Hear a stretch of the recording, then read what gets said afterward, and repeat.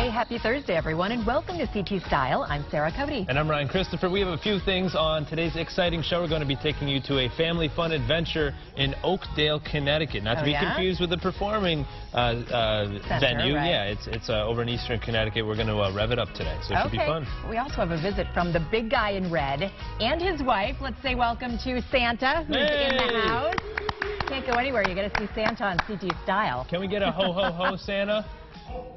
Oh, I heard it. So stay tuned for that. It's going to be a lot of fun. And then also we are over in the Bender kitchen with our good friend Chef Raquel. She's going to be telling us how to take some of those Thanksgiving leftovers and prepare them for the weeks to come. Which is great advice, because we all have those and need to use them. Absolutely. So that is coming up here on the show. But there are a few things in today's dish, particularly fast food today, I guess, right? Get a burger and some fries. It is National Fast Food Day. What do you think of that? Are you a fast food guy? I have to admit, growing up, I was a big fast food guy. I went to McDonald's, I think, like twice a week, which is not the healthiest of moves, obviously.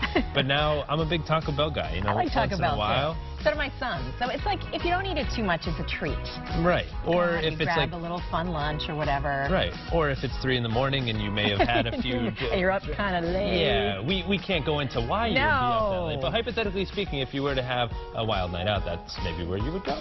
So just saying. Fries, McDonald's, shakes, it's all good. Yeah. And actually, the first Happy Meal was served at McDonald's in 1979. So kind of an interesting fun fact there. All right. So now from food to flossing.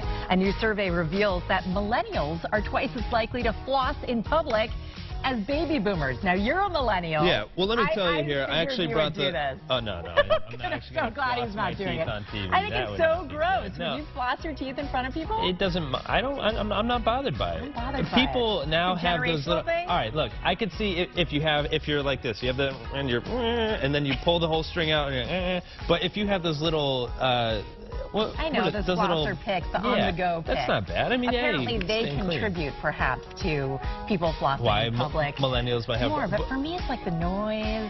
It's not just the long string. Well, you do it, right? Just in private. Yeah, in private. Okay, I just want to make sure you're up to standard with your dental hygiene. Private activity. Okay. No public displays of flossing. Flossing. PDF. No. Not a JPEG or a PNG, just a None PDF. of it. All right. Now, the kids may not want to hear this one. Hopefully, your boys aren't watching. But according to a new study, most people want to stop giving gifts over the holiday season. Yeah, so... Santa, don't listen to that. Don't listen to this, Santa. So instead, 60% say they would rather spend time with friends and family. But if you do decide to shop, perhaps have a conversation with your loved ones, it could save you some financial stress while making the holidays more meaningful. I get it, but you know, when the kids are little, those things under the tree, they mean something. Absolutely. It's a moment. Right. I know in my family, for most of the adults, we've kind of just backed off on the gifts a little bit because you're both spending so much money. We're all strapped for money, and it's more about spending time with the people that you love and enjoying those special family moments, as we like to say here on the show. So it's understandable. It is understandable. I get it.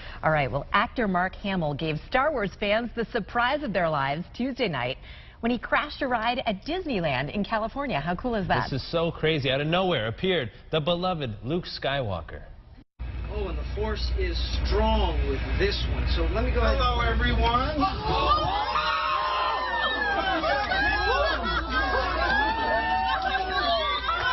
I have taken that ride, and I can't imagine if Luke Skywalker came walking in. Now, what a thrill. Of course, he's starring in The Last Jedi, which is coming to theaters in mid-December. I think it's so funny to see him out of character too, because we're so used to seeing him as Luke. I mean, that like is the his robes, right.